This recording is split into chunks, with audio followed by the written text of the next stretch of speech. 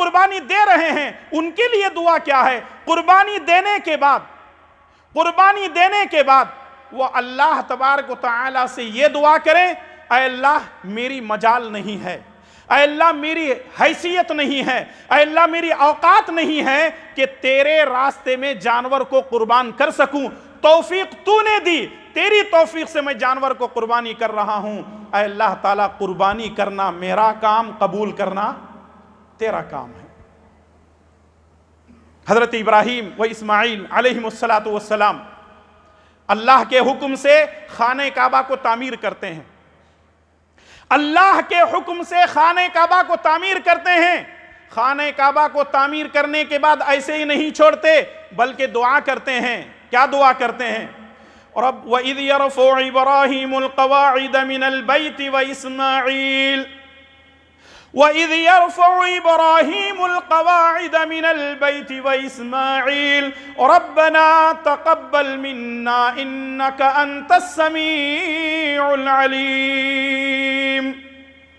اے اللہ ہماری تو بساط نہیں ہے، اے اللہ ہماری طاقت اور حیثیت نہیں ہے، حکم تو نے دیا، تیرے حکم کے مطابق، تیرے کہنے کے مطابق اے اللہ ہم نے خانہ کعبہ کو تعمیر کر دیا ہے، اب قبول کرنا تیرا کام ہے۔ یہ دعا کریں کہ اے اللہ قربانی کرنا یہ میری حیثیت اور میری اوقات نہیں ہے، میں تیرے حکم کے مطابق قربانی کر رہا ہوں، اس جانور کی قربانی کو قبول کرنا تیرا کام ہے۔ عام طور پہ ہوتا ایسا ہے کہ ہم عمل تو کرتے ہیں لیکن عمل کی قبولیت کے لیے اللہ تبارک و تعالیٰ سے دعا نہیں کرتے۔ تو جو بھی اگر یوں سمجھیے کہ اگر آپ کے سامنے کوئی ایک غریب فقیر آ گیا، 1 روپیہ آپ اپنے جیب سے نکال کر کے کسی غریب کو دے دیتے ہیں تو وہاں دعا کیجئے کہ اللہ میں نے اپنی حیثیت کے مطابق 1 روپیہ صدقہ تو کر دیا ہے، اب قبول کرنا تیرا کام ہے۔ ربنا تقبل منا انک انت السمیع العلیم، یہ دعا پڑھ لیجئے، اندر دل میں اللہ تبارک و تعالیٰ سے مانگیے، بے شک اللہ تبارک و تعالیٰ دعا قبول کرنے والوں کی، دعا مانگنے والوں کی دعاؤں کو قبول کرتا ہے، ان کی جائز مرادوں کو پورا کرتا ہے۔ یہ 3 باتیں تھیں، پہلی چیز ہے تقوی، دوسری چیز ہے شکر گزاری، اور تیسری چیز ہے دعاؤں کا اہتمام کریں۔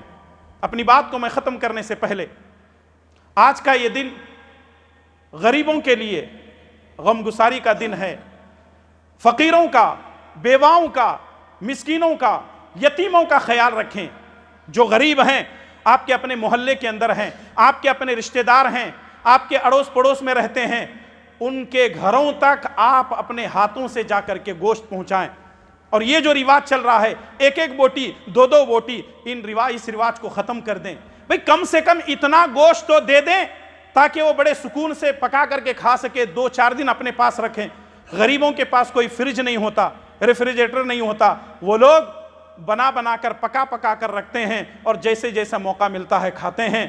ہم تو ہمیشہ گوشت تو کھاتے رہتے ہیں، اللہ تعالیٰ نے ہم کو نوازا ہوا ہے، لیکن ان غریبوں کا خیال رکھیں، ان غریبوں کا خیال رکھیں جو سال میں 1 مرتبہ یہ تمنا لے کر اپنے گھروں کے دروازوں پر، دہلیز پر ایک برتن رکھ کر کے بیٹھتے ہیں کہ کوئی آئے گا، کوئی مالدار لائے گا، بکرے کا گوشت لائے گا، فلاں جانور کا گوشت لائے گا، اور جب آپ ان کے گھروں تک پہنچ کر دستک دے کر ان کے گھروں تک پہنچ کر کے 1-2 بوٹی دیں گے، میرے بھائی اور دوستو، دعائیں دینے کے بجائے وہ حسرت بھری نگاہوں سے آپ کو دیکھتے رہ جائیں گے۔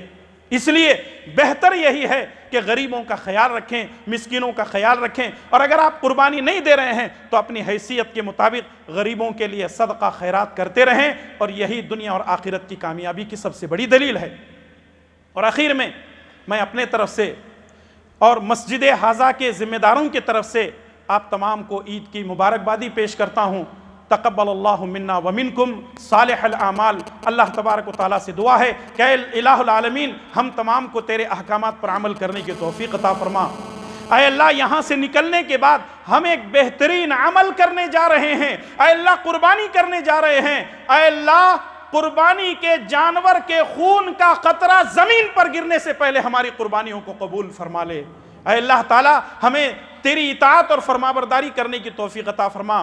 ہماری زندگی میں اگر اپنی جان بھی تیرے راستے میں قربانی کرنا پڑے تو اے اللہ ہمیں اس کے لیے بھی تیار رہنے کی توفیق عطا فرما۔ اے اللہ ہمارے گھروں کے اندر خیر و برکت عطا فرما، ہمارے کاروبار میں تجارت میں خیر و برکت عطا فرما، ہمارے مساجد و مدارس میں خیر و برکت عطا فرما۔ اے اللہ ہم میں جو بیمار ہیں ان کو شفاء کاملہ عاجلہ عطا فرما، جو پریشان حال ہیں ان کی پریشانیوں کو دور فرما، جو مساجد و مدارس کی خدمت کر رہے ہیں اے اللہ ان کو دنیا اور آخرت کی بھلائی نصیب فرما۔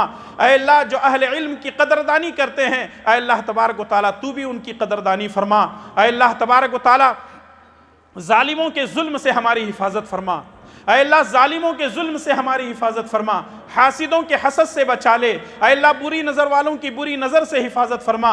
اے اللہ دنیا میں جہاں کہیں بھی مسلمان کلمے کی نسبت سے جڑے ہوئے ہیں اے اللہ ہر مسلمان کی حفاظت فرما۔ اے اللہ ہمارے مائیں بہنوں کی عزت و آبرو کی حفاظت فرما۔ اے اللہ ظالموں کو کیفر کردار تک پہنچا دے، اے اللہ جب تک ہمیں زندہ رکھ اسلام پر زندہ رکھ اور خاتمہ بالخیر فرما۔ آمین یا رب العالمین۔ ربنا تقبل منا انک انت السمیع العلیم۔ سبحان ربک رب العزة عما یصفون وسلام علی المرسلین والحمد للہ رب العالمین۔ والسلام علیکم ورحمۃ اللہ وبرکاتہ۔